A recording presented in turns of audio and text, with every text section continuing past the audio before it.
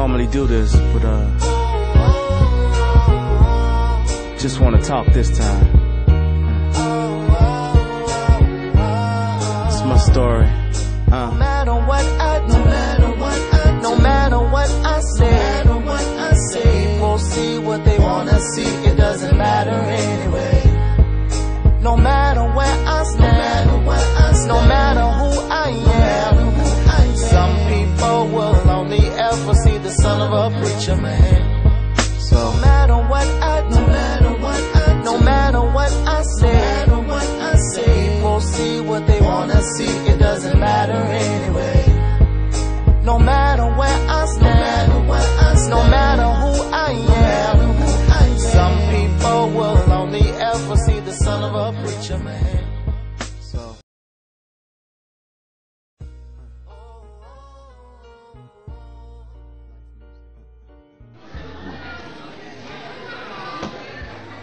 what came to mind when I heard this, that is not necessarily true. It's not a fact. So I believe that the son of a preacher man has great potential to be anything that he wants to be, and especially in Christ Jesus. I was thinking seriously about that question because I've heard that asked several times about what do you think about the preacher's children. Yes, ma'am. These boys and girls. And I think that they have, as Sister Katie said, I think they have great potential in learning more and more about the Lord because they're in the household of that preacher man. And that it is not necessarily so because God made us all. And He knew exactly what each one of us needed. And sometimes a lot of children get off beaten paths, but it's not because they're preacher's son. People judge people, and a lot of people in the church, they rather watch people than keep their focus on God. When they keep their focus on God, then they won't. Then when people fail them, they won't fall. So when I heard the theme, I thought of two things. A, because I'm a music person, I thought of the song, Son of a Preacher Man. And then the second part of that title, I thought, my immediate reaction was, yep. What I would expect from a preacher's kid. I would imagine them to be well-groomed and well-behaved. When I hear the phrase, they say they're the worst ones, I don't think they're the worst ones.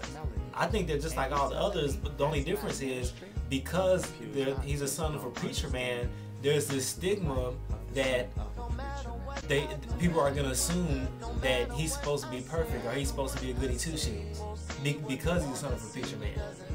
And really, when they say that person is not what they perceive to be a son of a preacher man and how he should be acting, then all of a sudden that makes him seem worse than if he wasn't a son of a preacher man and he was still doing the same stuff. No, it's not worse, it's the same.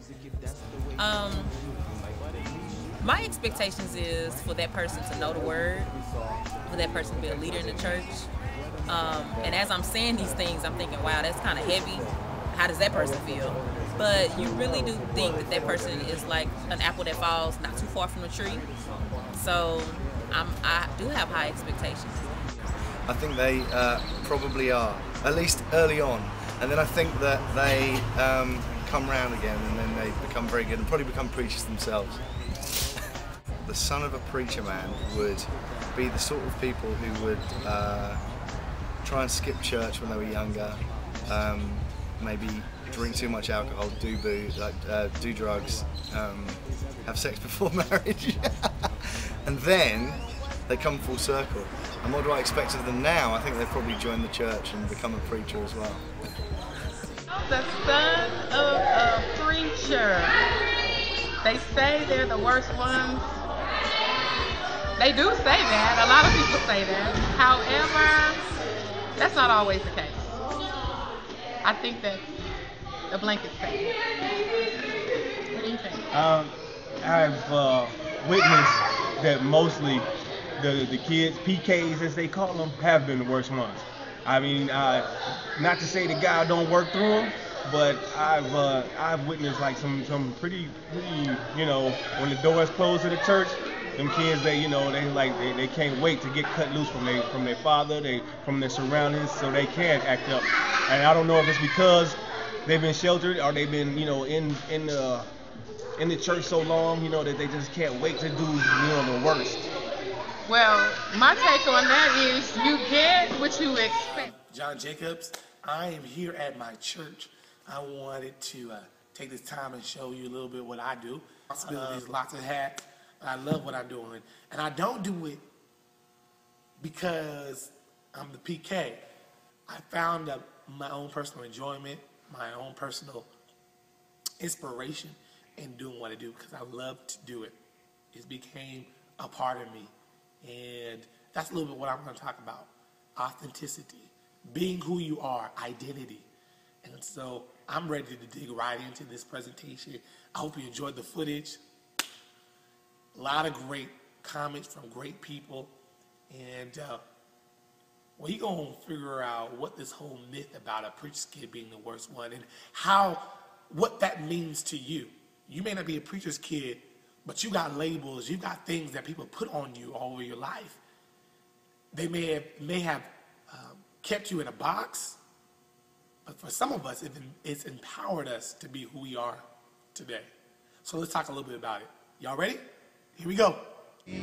I used to get annoyed when everybody called me PK, preacher's kid. I thought it was a wisecrack. It wasn't until I got older that I realized that it was a badge of honor that I'm proud to wear. Let's make a meal.